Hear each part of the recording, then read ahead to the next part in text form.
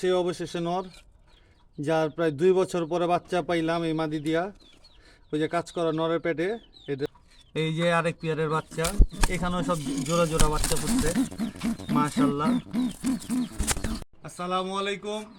আজকে আমাদের ফার্মে সকালবেলা অনেক খুশির সময়, একটা ভালো সময় যে আমাদের কবুতর সবগুলোর বাচ্চা ফুটতেছে আবার নতুন করে।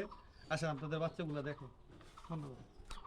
এই যে দেখেন, এই যে এক জোড়া বাচ্চা ফুটছে আলহামদুলিল্লাহ, জোড়া জোড়া বাচ্চা ফুটছে। এই যে বাপ, এই যে মা, এই যে আরেক পেয়ার সুন্দরী পেয়ার আমার মাশাআল্লাহ, এরও 2টা ফুটতে গেছে।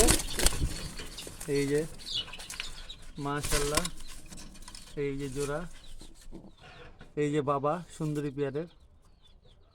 এই যে আরেক পেয়ার কবুতর আমার কাজ করা নর, জিরা গলা মাদি।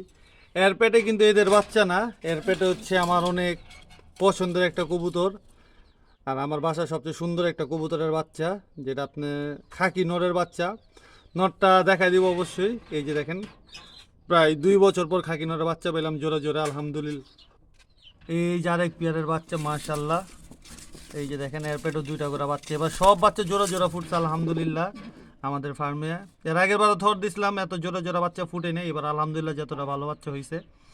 সবাই আমাদের ফার্মের জন্য দোয়া করবেন।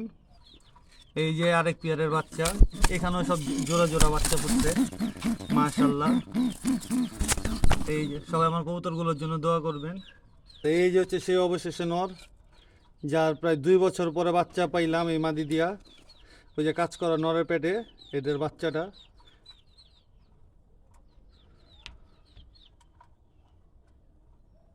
সবাই আমাদের কবুতরের জন্য দোয়া করবেন। আরও কিছু ডিম আছে, এগুলো ফুটে যাবে ইনশাল্লাহ। তো সবাই আমার ফার্মের জন্য দোয়া করবেন। আসসালামু আলাইকুম।